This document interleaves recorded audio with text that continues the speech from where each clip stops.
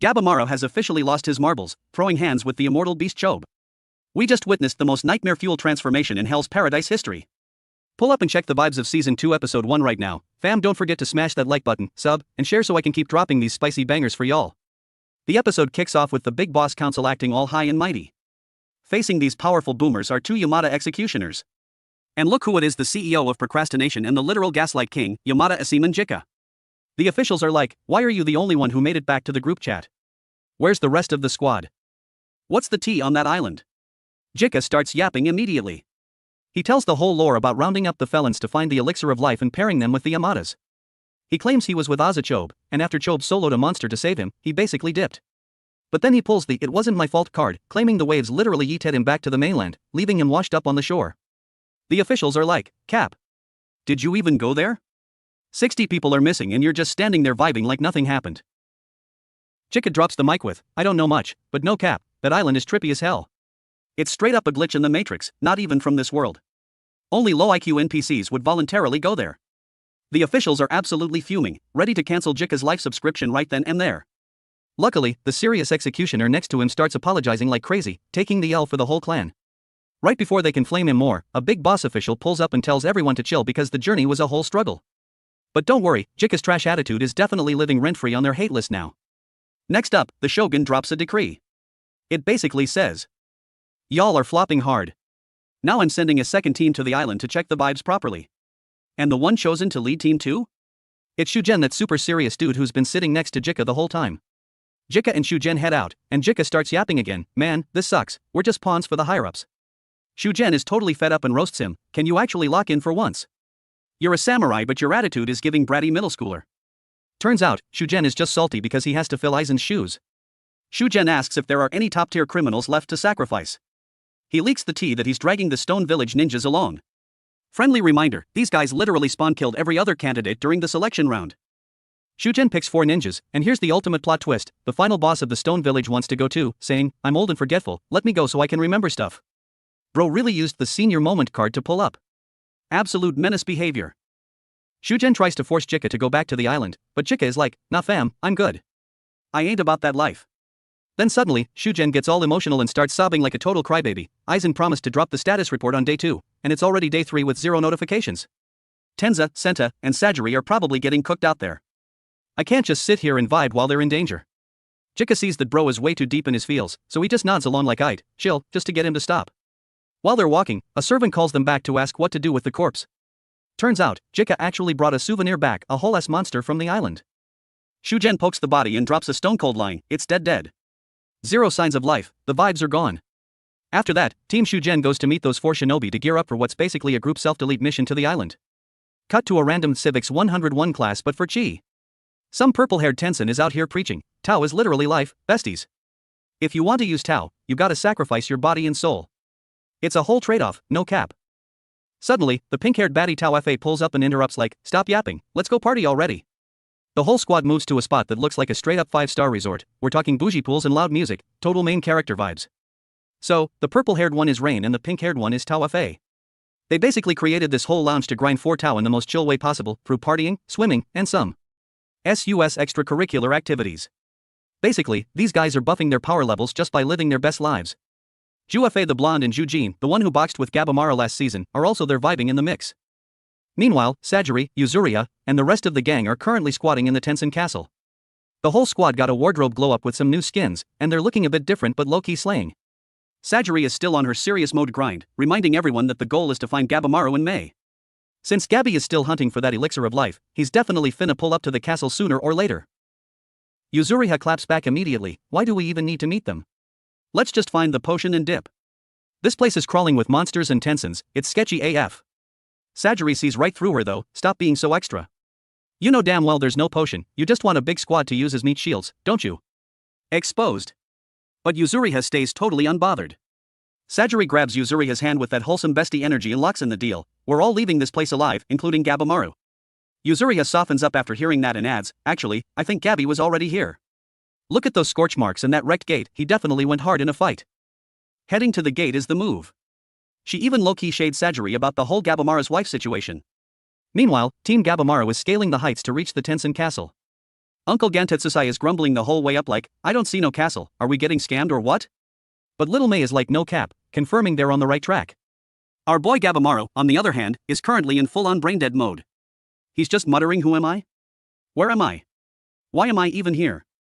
To him, this whole mission feels pointless AF, he can't even remember who gave him the orders or what his motivation was. Fuchi sees Gabi glitching out like a total NPC and checks in like, yo, you good, bro? Gabimaru is still out here with 1% brain power loading, then boom. The Aza brothers have entered the chat. Chobe spots the competition and immediately chooses violence, no talk, just hands. Gabimaru's reflexes are cracked, though, he reacts in 0.1 seconds and snaps Chobe's neck like a glowstick. Crunch. Everyone thought it was GG, but Chobe stands back up like he just woke up from a nap. 0 damage. May screams, watch out, his Tao is straight up broken. Chobe then grabs Gabimaru and starts ragdolling him like a cheap plushie. Gantetsusai and Fuchi are standing there shook, like, did this man just heal a snapped neck in 4K? Is he hacking? Gabimaru remembers the immortal beast rumors and realizes, yup. This is the final boss. He tries to capture Chobe to get the tea, but Chobe is way too tanky. Gabimaru starts doing that creepy-ass laugh mid-fight, which Chobe finds annoying AF, so he starts pummeling him. Gabimaru spams an infinite combo of kicks to Chobe's eyes and throat. Even Chobe is low-key surprised a human can be this much of a freak. Gabimaru literally goes savage mode and bites Chobe's neck out. Fuchi is on the sidelines like, this is straight up National Geographic, they're fighting like animals, I'm scared. Gabimaru remembers his chief's advice, just keep swinging until the enemy is deleted from the server. But Chobe is built different, he just keeps regenerating and treats Gabi's hits like a light tickle. Then, Chobe pulls the Uno reverse card and starts beating the absolute brakes off Gabimaru. Gantetsusai finally clocks it, Gabimaru is officially falling off. May sees it too, Gabi's Tao is straight up bugged. The lore says Tao only works when strong and weak are in sync. But since Gabimaru has 0 brain cells left and even forgot his own waifu, his stats are tanking hard. He's not that OP main character anymore. Even Gabimaru feels like he's been nerfed into the ground and it's a total struggle bus. Chobe decides he's done playing and tells his little bro Toma to clean up the trash. Toma tries to pick on Gantetsusai, thinking he's an easy target since he's down an arm. Gantetsusai is not having it and loses his mind. You really think I'm mid just because I'm missing a limb? You thought. He delivers a massive headbutt that literally yeets Toma across the map. Gantetsusai starts flexing hard, I'll catch these hands with you even without a sword. I don't need a weapon to make you hold this L. Toma tries to use his speed to outplay him, but Gantetsusai has that veteran pro player energy and lands every single hit, no misses, just pure violence. Gantetsusai starts clowning him, looking at that baby face, I already know you've been a total Nippo baby hiding behind your brother's back since day one. Your fighting style is straight up mid, it's actually embarrassing. Toma gets super salty and claps back, basically telling the old man to a CFU. He's writing for his brother until the very end. To him, they're a symbiotic duo, he's literally a DLC extension of his brother. Gantetsusai realizes the kid actually has some potential, though, he's cooking and learning the meta surprisingly fast. Realizing he's getting cooked in the 1v1, Toma orders his monster minion to snatch May and delete Fuchi. Fuchi unsheathes his blade, tells May to get behind him and take cover, and prepares to lock in for the combat. It's about to go down. Back to the main lobby, Gabimaru vs Chobe. Chobe's thinking this dude is clingy AF, but still a total small fry compared to him. With his Tao, Chobe is literally using wall hacks to read Gabi's moves, plus he's got that broken passive health regen. We get a quick flashback where a monster right before Chobe sent it to the lobby confessed that Chobe's Tao is a limited edition rare drop, absolutely cracked and high tier. Gabi is getting absolutely cooked, and he remembers his chief's toxic motivation, a ninja doesn't just die like a loser, if you're going down, you better drag the other guy to the shadow realm with you. So Gabi decides to go full send, he sets himself on fire. Chobe just smirks. Being cocky AF, like, is this your ULT? You really gonna self-delete just to kill me? Massive L, bro. Ignoring the trash talk, Gabi uses the flames and charges in for a spicy death hug to roast Chobe alive. And guess what? This big brain play actually works. Chobe realizes his HP regen is lagging big time and he starts to get shook. He screams, you're gonna log out of life right along with me, you absolute psycho. Gabi's response is stone cold. IDGAF. I don't even remember what this mission is for anyway. If I die, the organization will just send another clone to replace me. For us shinobi, individual life is mid, completely meaningless. I've got nothing left to lose. And mark my words, those who are still simping for survival can never truly defeat death. Straight up menace energy. Gabi really said 0 Fs given to his own life. Hearing Gabimaru's I don't give a damn philosophy, Chobe decides it's time to pop off. He taps into his hidden potential, remembering exactly how to unleash his full power. Chobe screams, bet. I don't have anything to lose either. I can lose everything, I don't need anyone except my brother. Quick side quest update, Fuchi already finished his fight and absolutely clapped that Doshi monster. Back to the main lobby, Chobe starts his final evolution. He sheds his human form and turns into a massive, nightmare fuel monster, straight up body horror. He's standing there like a literal final boss, towering over Gabimaru. Even Gabi is low-key sweating and looking shook. And right as Monster Chobe is fully revealed, the episode ends. Peak cliffhanger energy.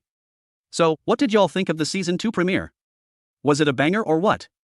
Make sure to smash that like button, hit subscribe, and stay tuned for the next drop. Peace out, fam. In the high-tension cliffhanger from the last episode, Gabimaru is currently in a cuddle session with Aza Chobe, prepping his fire ninjutsu to literally deep-fry his opponent. However, Chobe isn't some mid-tier mob. In a clutch or kick moment, the image of his little brother Toma flashes before him, triggering the Bandit King's survival instincts. Chobe toggles monster mode, mutating into a giga-sized entity thanks to the power of Tao, a form that possesses a dangerously broken regeneration stat. As soon as the transformation finishes, Chobe starts spamming tentacles everywhere. Gabimaru counters with his Fire Tornado special, and the battle escalates instantly. One side is whipping tentacles like a maniac, the other is fire-breathing like a dragon on a 24/7 grind. But mid-scrap, Chobe starts feeling a massive system error. He stares into the darkness, losing sight of Gabimaru, only seeing a void-like black circle spinning in front of his eyes. Getting tilted by the second, Chobe starts screaming like a total crash-out, treating Gabimaru as his day-one hater even though he can't even tell who he's fighting anymore. Observing from the sidelines, the one-eyed UNC Tamiya remarks that Chobe is basically looking like burnt-out ash and wonders why Gabimaru hasn't just used Tao to finish the lobby. The lowly May drops the skill issue truth bomb. Gabimaru has lost his memories and literally forgot how to use Tao, while Chobe's Tao is so cracked that Gabimaru is getting absolutely ratioed. Gabimaru himself knows that if this fight drags on, it's GG. He decides to run back his ascetic flame move, a full send, all in or nothing gamble. With the mindset of a true gamer, he figures if he dies, someone else will just respawn to fill his slot, so he has to clear the obstacles before logging out. His only objective now is to delete Chobe. That mission is higher priority than his own life bar. Just as he's about to dash in for the last hit, a mysterious shadow spawns in to block his path. Even with the memory wipe, a familiar vibe makes Gabimaru buffer for a split second. But the crash-out blood is pumping, so he ignores the feelings and prepares for a 1v1 to the death. Witnessing this, UNC Tamiya sighs, thinking Gabimaru has officially lost his brain cells, while the Dr. Fuchi notes that he probably just wants to be released. But what's the point if you're dead? Both of them are just fighting in a void. In a corner of the war zone, Toma is crying his eyes out. He realizes his brother has turned into a monster, suffering and fighting like a beast all for his sake. Toma starts flaming himself for being too weak to help his big bro. In his madness, Chobe's tentacle accidentally tags Toma. He low-key recognizes him, but his berserk mode almost makes him land a game-over punch on his own brother. Toma is crying and apologizing, screaming for his brother to wake up, claiming his big bro is his entire world. In the middle of this brotherly drama, Gabimaru sees a golden hour opportunity, thinking that since they're bunched up, he might as well yeet them both to the lobby at the same time. Seeing Gabimaru prepping his ultimate nuke, the squad, including Mei and Tamiya, is forced to jump in as meat shields. At this moment, little Mei checks Gabimaru's energy bar and is absolutely shook to find his Tao has dropped to 0. This is a total power down moment. He's about to log out of the world for real. Without buffering, Mei decides to drop her ulti, using her power to make the ground shake with giga intensity. Gabimaru gets distracted and loses his momentum. Result, Aza Chobe falls straight into the massive pit created by Mei, while Toma luckily gets snagged at the top.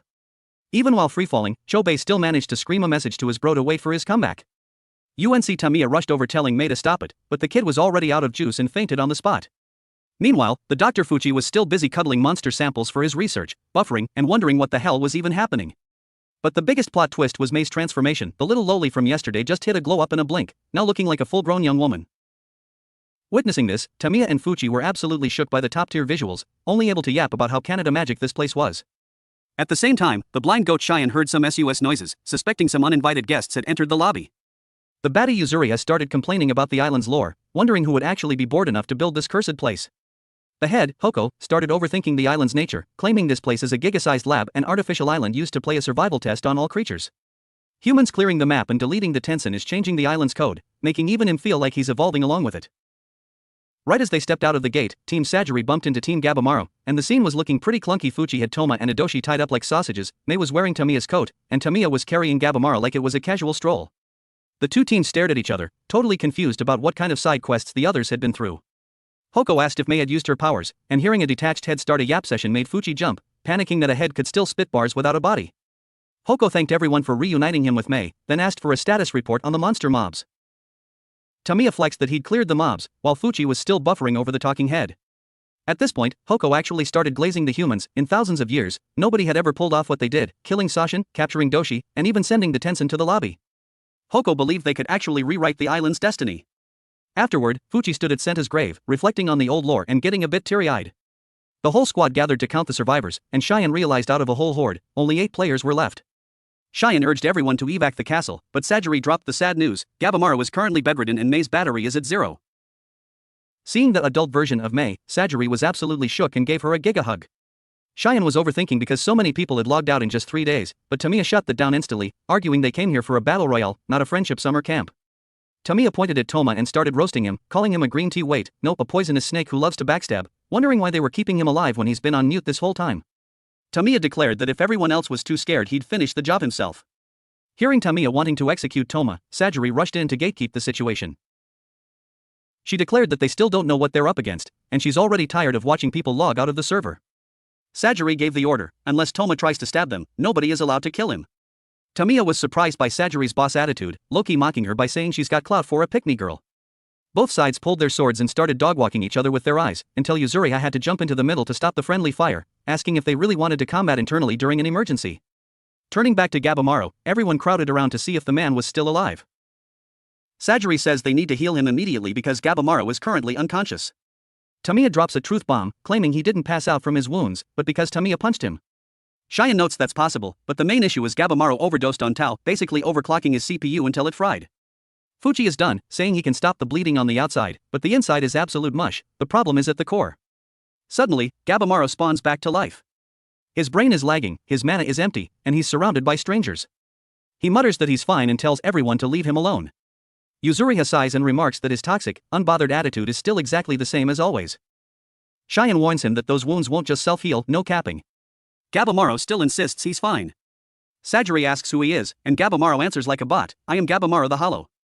The second he finishes yapping, Cheyenne and Fuji launch an attack because they sense his crash-out hater energy. Sagiri realizes Gabimaru's Tau has a system error, making his memories look like a corrupted file. She confirms this isn't the Gabimaru she used to stan. Cheyenne checks with sound waves and confirms his soul is being seriously eroded. Sagiri analyzes that Gabimaru has been fighting non-stop since losing the team: no food, no sleep, just a 24/7 grind. Meanwhile, Gabimaru feels completely empty inside. He's about to eat Sagiri but buffers because she looks familiar. Seizing the golden hour, Sagiri confirms he's lost his memories, but Tau can fix the bug. She tells him to trust her because she's a mutual, not an enemy. Remembering their day 1 struggle, Sagiri is determined to save Gabimaru no matter what. Despite Gabimaru struggling, Sagiri climbs on top of him to hold him down. Gabimaru is shook, thinking, this girl is low-key cracked. Sagiri keeps holding him, saying it's fine if he forgets everything, but the team needs him right now, so he needs to lie still and let her cook. The scene of Sagiri pinning Gabimaru down to pump blood has the whole squad buffering for 5 seconds. Tamiya asks Fuji if this is some NSFW technique or adult-only business. Fuji denies it, while Mei blushes and says it's actually kind of close. In reality, Sagiri is using her own body as a charging station to refill Gabimaru's Tau. Yuzuriha is surprised Sagiri would save a death row inmate. Cheyenne notices their Tau has a weird connection, a vibe sync that outsiders just won't get. Thanks to the assist, Gabimaru slowly recovers, feeling his main character's strength returning to his system. Sagiri asks him if he really has nobody to remember to help fully restore himself. This specific question triggers the broken fragments of memories about Gabimaru's Puki, his beloved wife. Shifting to Asachobe, after falling into the abyss, he magically heals his own wounds like he's got God mode enabled. He realizes Tau is a double-edged sword: use it too much and you lose your mind. But Chobe is hyped, thinking if he masters this meta, he can solo the entire island. Right then, a horde of mobs spawns in. Chobe treats them like free meat shields to test and grind his Tau.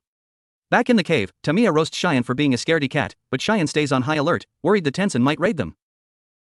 Yuzuriha explains that the Tensen are like zombies, you can't delete them, and if you manage to log out one like Mudan, the rest will smell the blood.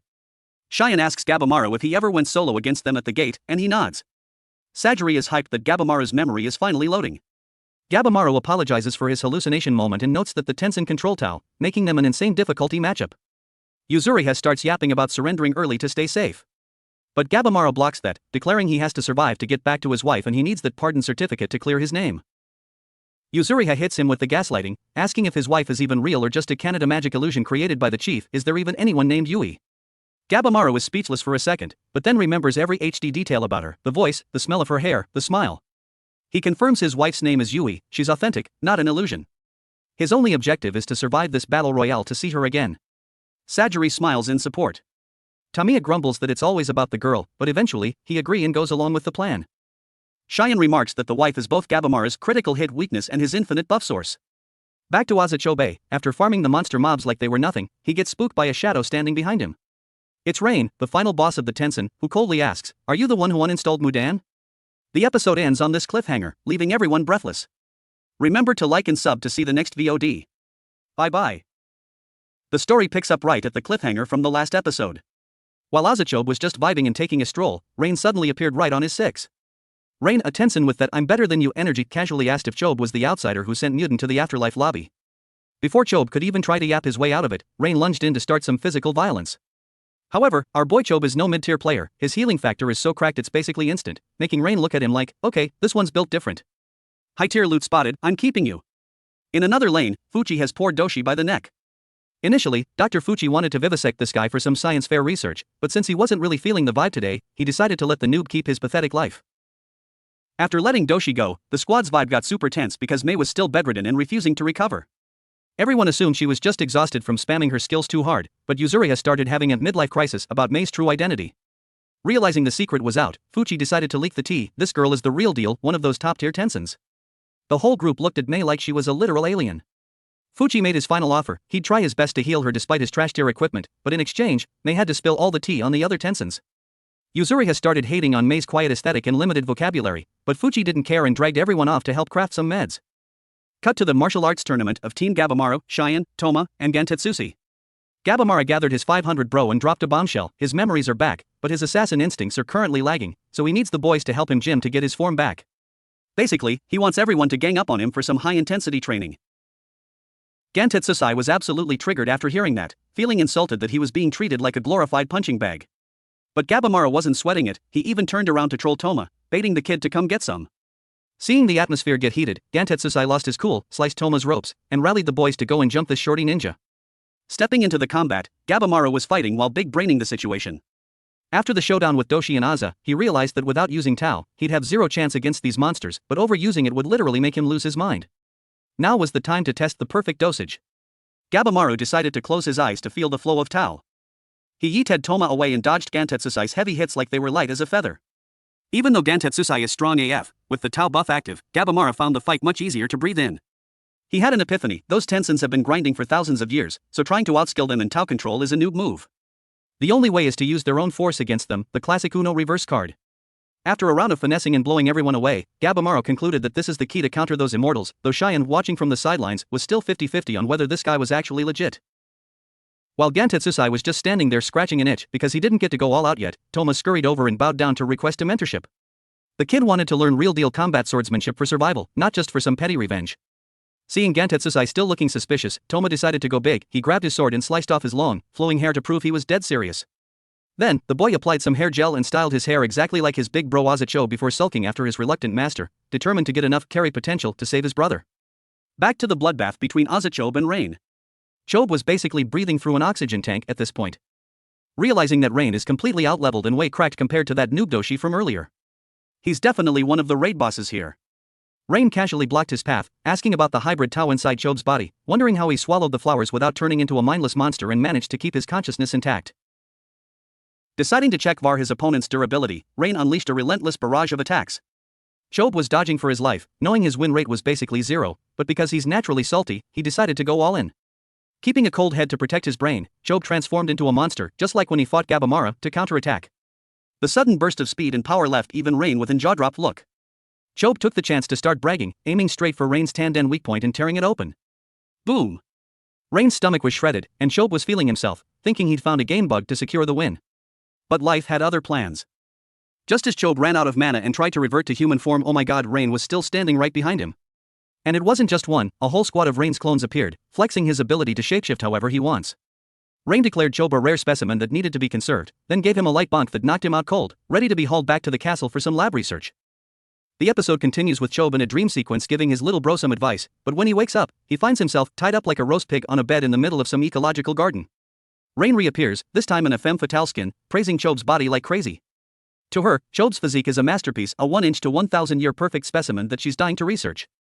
To keep the vibe from getting dull, Auntie Rain decides to go big by dropping her clothes right in front of him. This bold move gave Chobe a massive culture shock, and he stammered in total confusion, asking if this old lady was trying to devour him the second they met. But Rain kept a straight face and told Chobe he had a dirty mind. She explained that this is Bachu Jutsu, basically dual cultivation, a method of using the body to circulate Tao and heal the opponent's wounds, not whatever SUS stuff he was thinking about.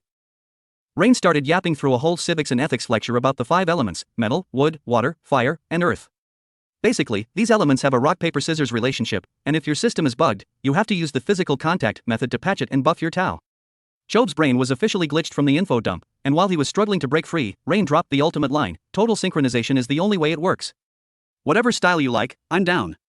Even though he was in a weak spot, Chobe stayed hardcore and shut her down, demanding she explain the who, what, and why of this cursed island and the Tensen's true endgame. Meanwhile, the camera cuts back to Team Fuchi and the squad, where an accidental general biology class is in session. Based on Mei's leaked testimony, Fuchi started dropping some bombshells.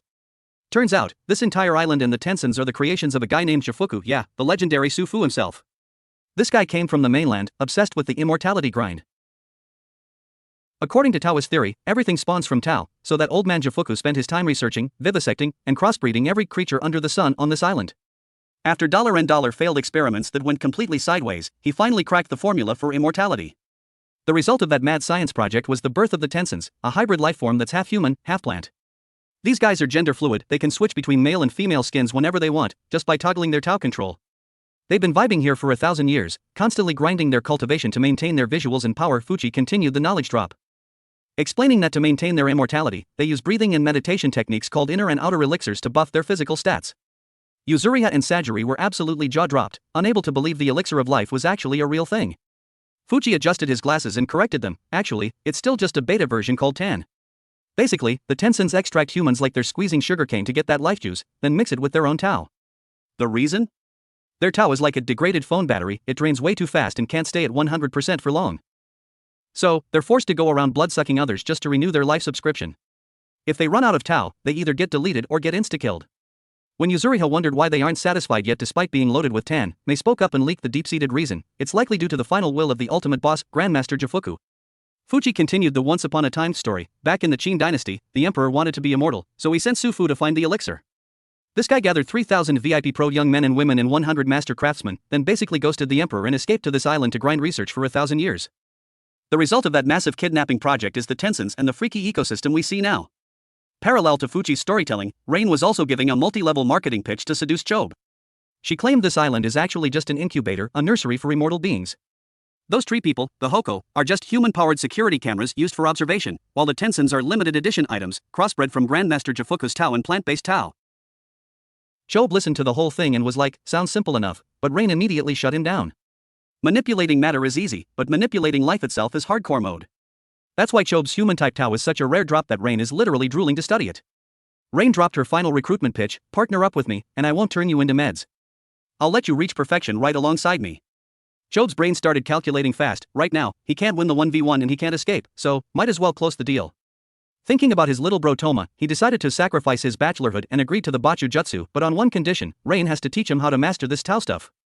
Because he's not about to stay a useless noob at the bottom of the social ladder. So, the two of them got down to business, doing some high-intensity cardio and experimental maneuvers. Rain was absolutely glowing because Chobe's Tao was straight-up premium quality. Back with the main squad, the drama started hitting hard.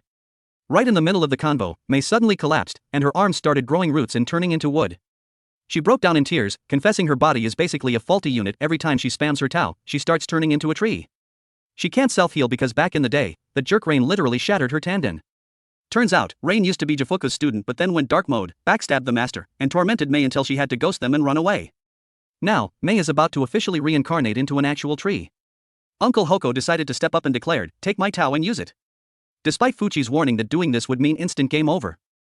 Hoko just gave a sad smile and shared his Ultra Sui backstory. Years ago, his wife and kids all turned into trees, and the whole village was wiped out. When he found Mei, she looked exactly like his late daughter, so he adopted her on the spot. Even though he knew Mei was a Tensen and wanted to leave, he was selfish and just wanted to play house to have a family again, so he ignored everything just to keep her by his side. Hoko cried a river, apologizing for only seeing Mei as a substitute, and said now was the time to redeem himself by sacrificing his life. Mei burst into tears too, insisting they were a real family and their father-daughter bond was 100% legit. But with no other choice, Mei had to drain Hoko. She reverted to her healthy lowly form, while Hoko faded into nothingness. Mei sobbed as she said goodbye to her great foster father, closing out a segment full of tears. What did my 500 bro think about this episode? Give the shop a like, a subscribe, and hit that notification bell so you don't miss the next one. Bye bye.